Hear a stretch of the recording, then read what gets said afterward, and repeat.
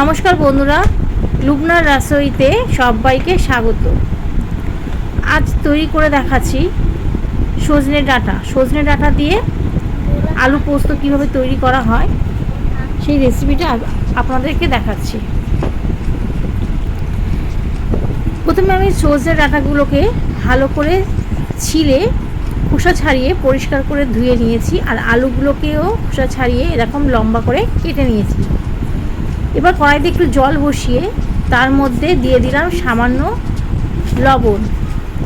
লবণটা দিয়ে আমি ডাঁটাগুলোকে জলের সাথে আমি একটু ভাপিয়ে নেব। মিনিট 5 ধরে আমি একটু ভাপিয়ে নিচ্ছি।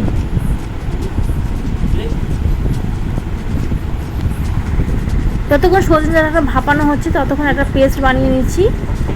আমি গ্রাইন্ডারের মধ্যে দিয়ে দিলাম 3 চামচ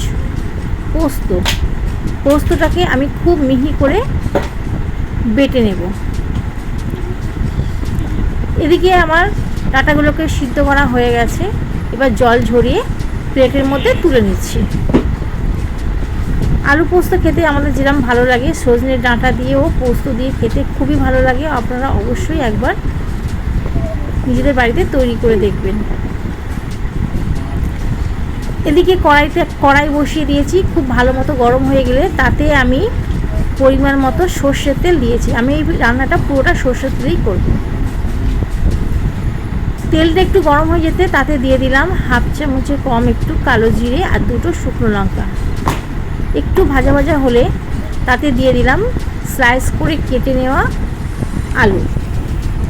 আলু দিয়ে মিনিট 2 একটু নাড়াচাড়া করে তার মধ্যে দিয়ে দেব যে ভাপিয়ে রেখেছিলাম সজনে ডাঁটাটা দিয়ে দেব। ভাপানো সজনে ডাঁটাটা এবার দিয়ে দিয়েছি। যেহেতু ডাঁটাটা আগে থেকে একটু ভাপিয়ে নিয়েছি, সেজন্য রান্নাটা করতে খুব বেশি সময় লাগবে না। ভালো মতো একটু নাড়াচাড়া করে নিয়েছি। এবার এর মধ্যে দিয়ে দিলাম সামান্য পরিমাণে লবণ। আমি আগে লবণ দিয়ে ডাঁটাটাকে সিদ্ধ করেছি, সেজন্য এখন লবণের পরিমাণটা একটু কম দিয়েছি।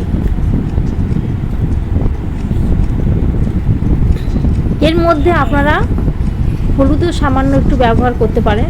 যেহেতু আমি পোস্ত দিয়ে করছি তাই আমি হলুদটাকে স্কিপ করেছি, আপনারা দিতেও পারেন। এবার যে পোস্তটা বেটে নিয়েছি সেই পোস্তর কিছুটা আমি দিয়ে দিচ্ছি। আমি সবটা দিইনি, অল্পটা দিয়ে আমি ভালো মতো একটু নাড়াচাড়া করে নেব। একটু কষিয়ে নিচ্ছি।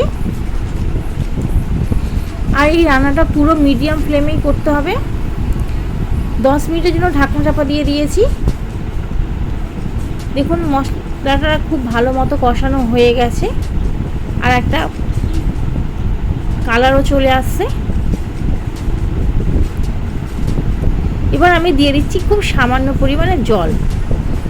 এই জলটা দিয়ে আমি আরেকটু রান্নাটা করে নেব।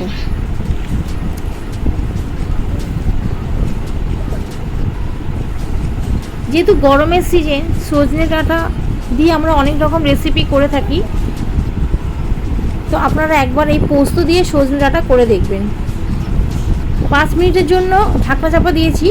আপনাদেরকে 5 মিনিট পর খুলে দেখাচ্ছি। দেখুন জলটা অনেকটা শুকিয়ে গেছে, আর একটা গ্রেভি ভাবও এসে গেছে।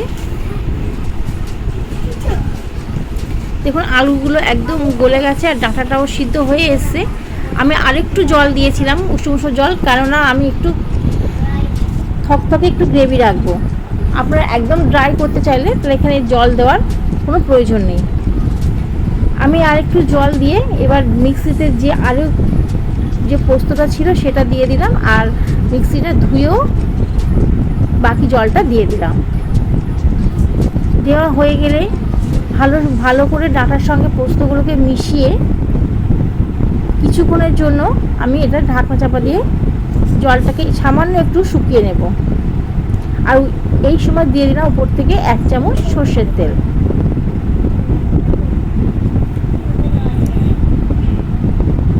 এবার গ্যাসের ফ্লেমটাকে আমি বন্ধ করে দিচ্ছি। কিছুক্ষণ স্ট্যান্ডিং টাইমে রেখে আপনাদের সঙ্গে আমি সার্ভ করে দেখাবো।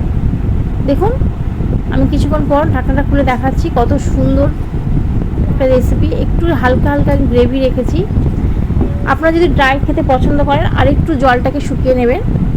যদি আপনাদের আমার এই রেসিপিটা ভালো লেগে থাকে তাহলে আমার চ্যানেলকে সাবস্ক্রাইব করার অনুরোধ রইল, পাশে থাকা বেল আইকনটি প্রেস করবেন সবার আগে নিত্য নতুন রেসিপি পৌঁছে যাওয়ার জন্য। আর লাইক, কমেন্ট এবং শেয়ার করবেন। আমার এই ভিডিওটি প্রথম থেকে শেষ পর্যন্ত দেখার জন্য ধন্যবাদ। ফিরে আসবো আবারও নতুন একটা রেসিপি নিয়ে। টাটা।